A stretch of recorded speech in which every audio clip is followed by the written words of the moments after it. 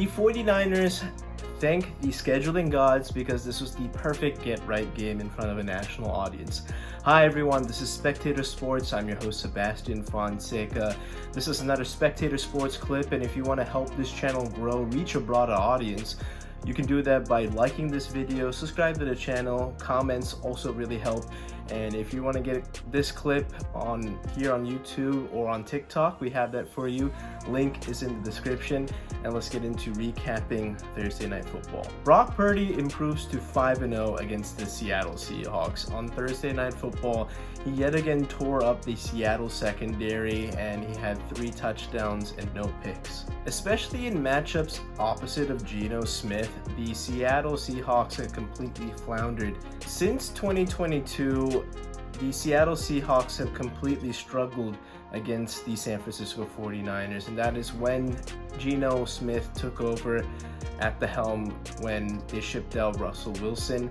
And during Russell Wilson's time, he dominated the 49ers. It was like a 17-4 record, I believe, during his tenure with Seattle. But since they flipped the script to Geno, it has gone the opposite way. He's now 0-5, including a playoff loss in 2022. And to be honest, most of these matchups aren't close. And a lot of that has to do with the San Francisco 49ers and their star power. They just have so many weapons, and most of these matchups had a healthy Christian McCaffrey. But in this game, they didn't need him because Jordan Mason really had a good game, at least for the first quarter. And they had a nice day running the ball on the ground, over 200 yards rushing. And even when they needed to pass the ball, they did, because they had Deebo Samuel, who got loose for a 76-yard score. And George Kittle has been the real kryptonite against the Seattle Seahawks. In 5 matchups now, he's had 5 touchdowns, and he had 2 on Thursday Night Football. Just a matchup nightmare for Seattle. They just don't really have anybody to contend with him. And we know that Mike Macdonald is a defensive-minded head coach, but he is really just getting into the weeds of managing an entire team. And the personnel just hasn't been there for Seattle. They have some good pieces in the secondary like Devin Witherspoon and Reek Woolen, but other than that, they really get run on pretty often with anybody who has a good offensive line, and this is going to be a problem now for Seattle going forward. We have to respect Geno's resurrection of his career 2 years ago when he took over for Russell Wilson. He guided the Seattle Seahawks to a 9-8 record, good for the 7th seed in the 2022 NFL playoffs. And despite the loss, and it was against the San Francisco 49ers, it was giving Seattle some hope for the future that many people perceive them to be a 3-4 win team, that maybe they have something here. Well, 2 years later, Pete Carroll is now left, and last year, in Pete's last year with Geno Smith, he kind of regressed. I mean, he was still pretty efficient. He's a very accurate passer, but he's a passer, or at least a quarterback, that doesn't really elevate when it comes to better competition. He's great at beating the poorer teams, but when it comes to the high quality matchups, he does struggle. And I mean, this 49ers pass rush is tenacious, and they make a lot of good quarterbacks look completely mediocre. But for particularly Geno, he has a really bad matchup against this 49ers defense. He throws a ton of picks. He had 2 pretty bad interceptions on Thursday Night Football. And for the most part, it just hasn't been close. Some of these scores are a little bit obscured in the last 5 matchups due to garbage time stats.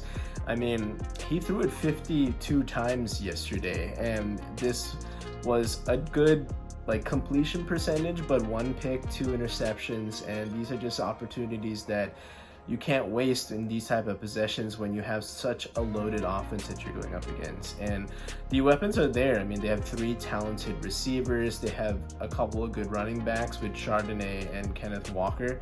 But other than that, the offensive line doesn't get a lot of push for these running backs to get lanes, and they don't give Geno a lot of time. Seattle had opportunities to draft quarterbacks in the last 2 drafts, and I thought the better mindset for Seattle would be see what you have in Geno, but also have somebody waiting the wings, because it is somebody you can develop in the future and use Geno as a bridge quarterback. And They did pick up some good pieces along the way. I don't think any of the pieces that they had were busts necessarily. They just haven't been the long-term investment that really we've been seeing. I like Devin Witherspoon in particular. Jackson Smith-Njigba is looking like he could be a good wide receiver in this league, but definitely Seattle needs to look at what they have in their quarterback room, because while Geno can maybe get you to the playoffs, we're looking at a guy that's usually a 7 to 9 win type of quarterback, and in this super competitive division that is the NFC West, it's clear that Seattle has the worst quarterback amongst the four.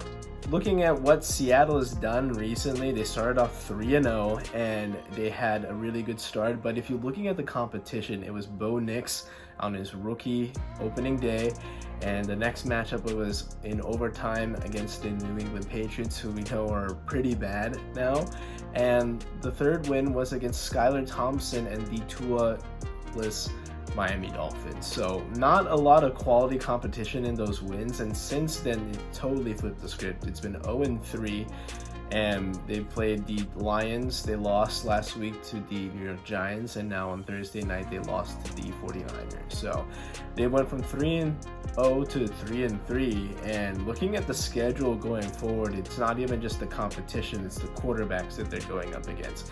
And like I was saying earlier, that further emphasizes the need for improving the roster from the quarterback up, and for Mike Macdonald to have success going forward, Seattle's front office has to make some adjustments.